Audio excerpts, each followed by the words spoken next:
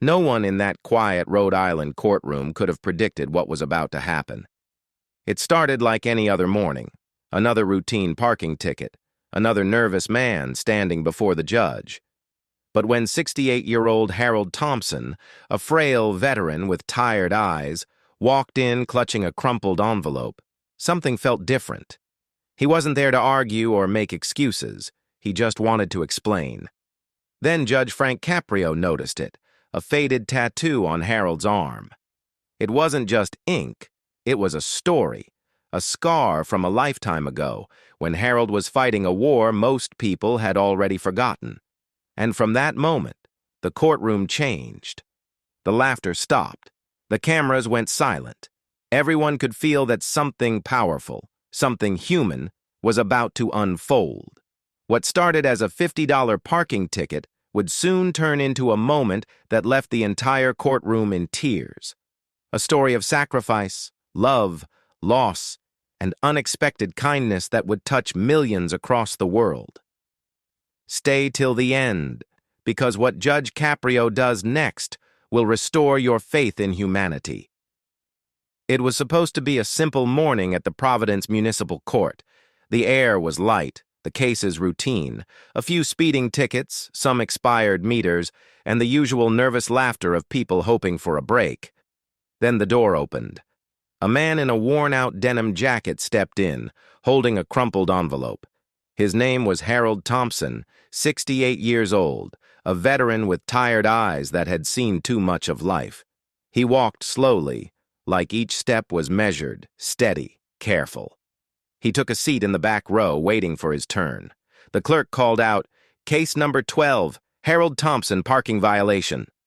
Harold stood, nodded respectfully, and made his way to the front. Judge Frank Caprio, known for his warmth and compassion, looked up from his papers with a smile. "Good morning, sir." "How are you today?" Harold's voice was soft, almost a whisper. "I'm doing all right, Your Honor." Judge Caprio glanced at the file. "You have a $50 parking ticket, Mr. Thompson. Looks like you were parked in a no-parking zone outside the hospital. Is that correct?" "Yes, sir," Harold said. "I was there for... well, I had an appointment." "I didn't notice the sign." Caprio's tone stayed kind. "An appointment at the hospital? Were you visiting someone?"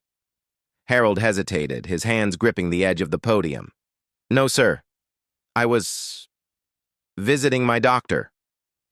The judge leaned slightly forward, sensing something unspoken, but he didn't press yet.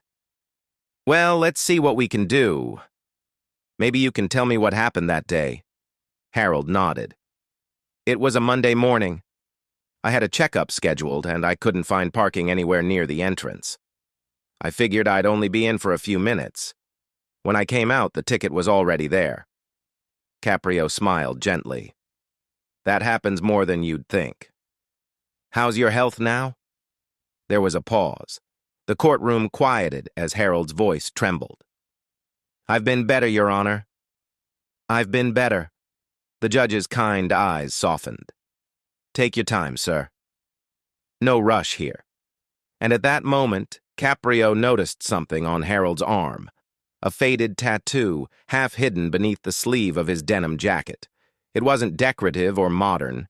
It looked old, military. Caprio leaned closer.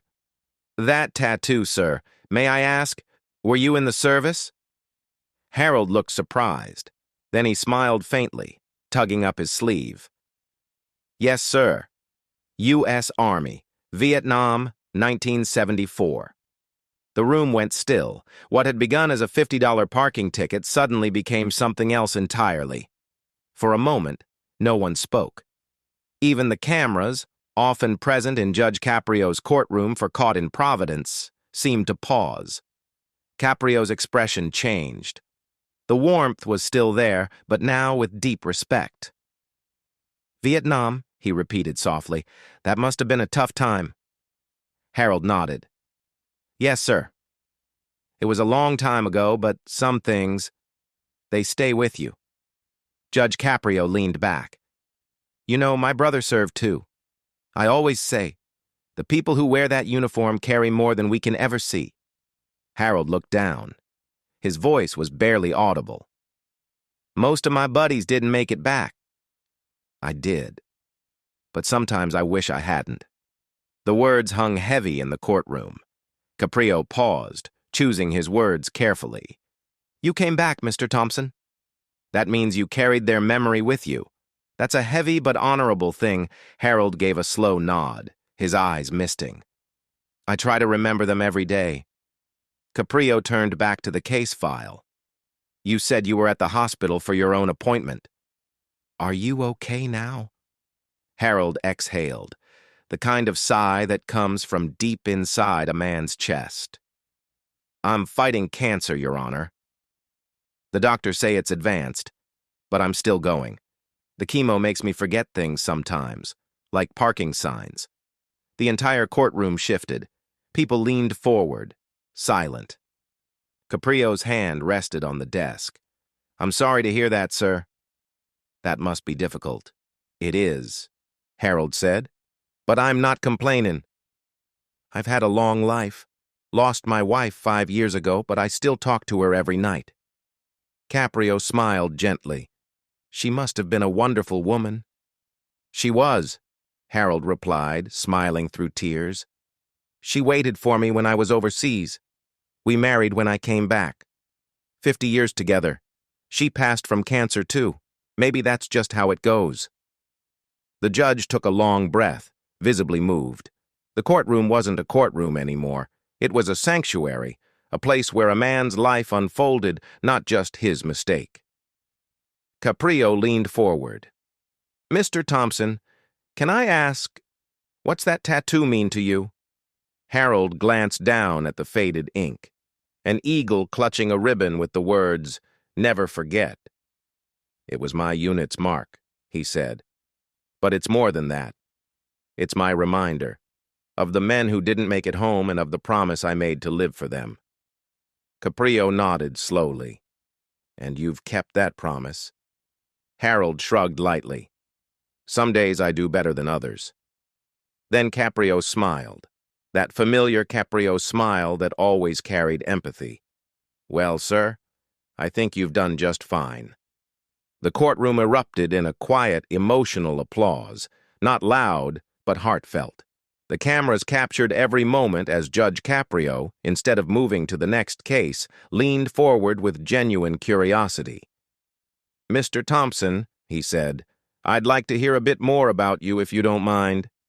You've earned that right. Harold chuckled softly. Not much to tell, Your Honor. I grew up right here in Rhode Island, joined the Army at 19, thought I'd see the world, and I did, but not the way I imagined. Caprio smiled knowingly. Vietnam changed a lot of young men. Harold nodded. Yes, sir. I came back different. Spent a few years lost, trying to figure out where I fit in. My wife, Linda, she saved me. Said I had too much heart to give up. He laughed quietly, remembering. She was a nurse. She patched me up more than once. The courtroom laughed gently with him. I worked as a mechanic for 30 years after that. Raised 2 kids. Both grown now. One's in Texas, the other's overseas. Caprio said softly, Do they know you're here today? Harold smiled sadly. They know I'm around. I don't like to bother them much. They've got their own families. Do they know about your illness? Harold hesitated, then shook his head. Not really. I don't want them worrying. I figure I'll tell them when I have to. Judge Caprio's voice softened. You're a strong man, Mr. Thompson. But even strong men need someone sometimes. Harold gave a half smile. Maybe so. But I'm used to fighting alone. Caprio sighed quietly, glancing down at the $50 ticket still sitting on his desk. You know, sometimes life gives us these little moments, small things that seem unimportant, but they bring people together for a reason. Harold nodded slowly. Maybe this is one of those moments. Caprio chuckled. I think it is. The room was completely silent. Even the usual rustle of papers and courtroom murmurs had disappeared. Everyone knew they were witnessing something more than law. Caprio leaned forward again. "Tell me one thing, Mr. Thompson. If you could talk to those men you served with, the ones you lost, what would you say to them today?" Harold took a long breath. His voice cracked as he spoke. "I'd tell them I didn't forget, that I kept their memory alive, that I tried to live right, even when life got hard. And I'd tell them I'll see them soon, and we'll all go fishing again." A few people in the gallery wiped their eyes. Caprio nodded. "That's beautiful, Mr. Thompson." Then Harold looked up, meeting the judge's eyes. "You know, Judge, I wasn't even going to fight this ticket. I just wanted to explain. I figured maybe someone should know why a man like me parked too close to a hospital door." Caprio smiled warmly. "I'm glad you did, sir." "I'm very glad you did." Judge Frank Caprio sat back for a moment, his hands folded. He had heard thousands of stories in that courtroom, stories of struggle, of poverty, of human mistakes and redemption. But this one was different.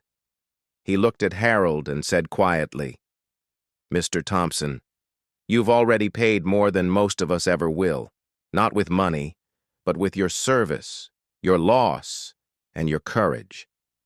Harold lowered his eyes humbly. "Just did what I had to do, sir." Caprio smiled. "You know, my father used to tell me something, that when you see someone in trouble, you don't look away. You listen, because sometimes that's all they need." The courtroom was still. The judge's voice softened even more. "I think this courtroom today needed to hear your story." "I did." Harold blinked rapidly, clearly touched. Caprio turned to the clerk. "How much is this ticket again?" The clerk replied softly, $50, Your Honor." Caprio smiled faintly. $50. You know, Mr. Thompson, when I think of the cost of freedom, $50 seems like the smallest debt this country could ever owe you. The audience in the courtroom began to tear up, a few clapping softly before Caprio gestured gently for quiet. "Let me tell you something, sir," the judge continued. "This ticket, it's dismissed. Completely. You owe nothing." Harold looked up, startled. "Your Honor, I didn't come here looking for pity. I just wanted to explain." Caprio interrupted kindly. "And you did. You've reminded everyone here what true dignity looks like. You've reminded me why I sit in this chair, not just to uphold laws, but to see people." Harold swallowed hard, his eyes filling with tears. "Thank you, sir. I don't know what to say." "You don't have to say anything," Caprio said softly. "Just promise me you'll keep fighting. And if you ever forget, look at that tattoo, and remember you've already overcome more than most could imagine." The judge stood and extended his hand. Harold hesitated, then stepped forward and shook it firmly. Two men, two generations, bound by respect. A quiet sniffle echoed from the gallery, a woman wiping her eyes, a young man bowing his head. Even the officers nearby looked moved. Caprio smiled again. "Mr. Thompson, do you have transportation back home today?" Harold chuckled weakly. "Yeah, I parked legally this time." The courtroom laughed softly. "Well," Caprio said warmly, "good, because I'd hate to see you back here next week." Harold grinned. "Don't worry, Judge. I'll behave." But Caprio wasn't done. He reached under his bench, pulled out his own wallet, and handed the clerk a bill. "This is for the parking fund, in Mr. Thompson's name.